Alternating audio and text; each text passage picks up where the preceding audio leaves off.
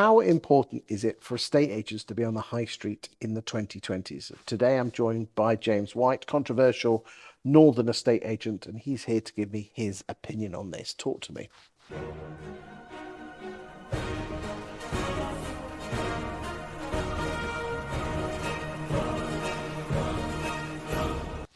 Chris, I think every estate agent is already off the high street. The majority of interactions with buyers is done on a mobile phone nowadays, isn't it, surely? It's how an estate agency office can benefit the business in terms of belonging to the community. Yes. And I think that an estate agency office gives you a footprint in the community where people can call in at times of stress. It adds to the convenience for the client if the client operates in that immediate area. We have an office in our local village, and people walk in and give us the keys and say, will you go and value this house? Will you put this house on the market? How much money would you save if you went to a little industrial unit behind the tip? I would probably say, how much money would we lose? Probably a bigger question. Would you save any money on the rent and rates? No, because our rent is quite small anyway. Rates, as a one-office business, you don't pay any business rates in our area. So we have heat, light and rent. So you would have that in an industrial unit? You'd have that in an industrial unit. So why not have a small visible premises somewhere if you're going to go down that route? Alternatively, the alternative is fully cloud-based home working estate agency. I think those people and those businesses still have to work hard to create that footprint, but a digital footprint in the local community. They still have to network, join business clubs and be part of the community. So whether or not it's physical high street premises, serviced accommodation or work from home in the conservatory, you still have to work hard to be part of the community. And let's face it, an office gives you a permanent advert. And for example, a standard office rent, let's call it £10,000 a year. If you don't have that £10,000 cost in terms of your permanent advert on the high street, then you probably have to replace that with £10,000 worth of other marketing anyway, I would say.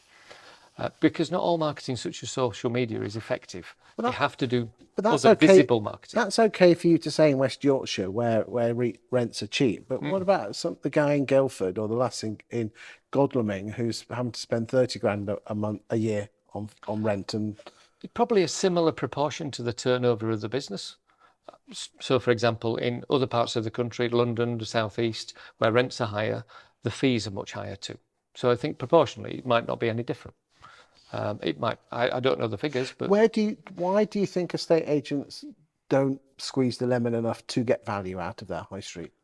I think the ones that have got the premises probably do. Really? Yeah, I think they probably do. If largely they'll be the most established agents. They've been there a long time. Is it the estate agent premises that does the work, or the people? It's the people in the... Yeah, of course it is, yeah. So could they run events to get more bums on seats, people through the door of the estate agent? First-time buyer evenings, mortgage evenings, rental evenings. They probably could and they probably don't. I've seen some estate agents where they have the front as a coffee shop and the back is the estate agents. Is it a distraction? Does it work? It seems to work. Does it? Yeah. Yeah, it's just a bit different. I think it's a good idea if you can get people through on a double branding effort. You've got to have the size of premises, and therefore they're probably a lot more expensive. I think. You see now, Belong coffee shop. Belong coffee shop, yeah. I think I'd be worried about giving somebody the wrong coffee, to be honest with you. Yeah, well, you outsource the coffee shop to someone. Somebody else, share the cost of the premises, etc., etc. There you go. Yeah, so you don't have the public liability. I mean, do you have such thing as frothy coffee in Yorkshire? Yeah, of course we do. All right. I've had a latte this morning, thank you very much. Fantastic. What other tips would you give to estate agents to get the maximum value, the squeeze the lemon on a high street premises? I think for me, it's going to sound a very basic thing to be, but open 7 days a week. I think if you've got an office, don't close on a Sunday, because... Do you open on a Sunday? We open on a Sunday. Are you in on a Sunday? Or I was in yesterday, yeah, absolutely. It's a Monday today, so I was in yesterday to speak to Penny, my weekend receptionist. She's brilliant. A competitor of mine who's shut on a Sunday asked me, why do we open on Sunday? Why do we bother? Well, if you have to pay somebody £15 an hour and you're only open for 3 hours, it costs you 45 quid to be open on a Sunday. you can't afford not to be open for £45 because your cloud-based competitor, your home worker, the rise of the independent estate in working from home or from serviced offices, they will be available on Sunday. So it shouldn't be an excuse not to be Do you available. get business because of opening on We Sunday? do, yeah. Yesterday we booked valuations, we took offers, we arranged viewings. That could all wait till a Monday morning, but it needn't. It's better service if you can deal with it there and then. So you've got a bigger presence. It doesn't cost you very much to be open 7 days a week, and you can service people more promptly. So for sure, 7-day opening on the high street. I'm a big fan. That's not to say that you can't do it at other times. But I do think that if you've got a set of premises, you've got some high street offices, they need to be actually open on a Sunday. Otherwise, you may as well not bother. Thank you for your time today, James.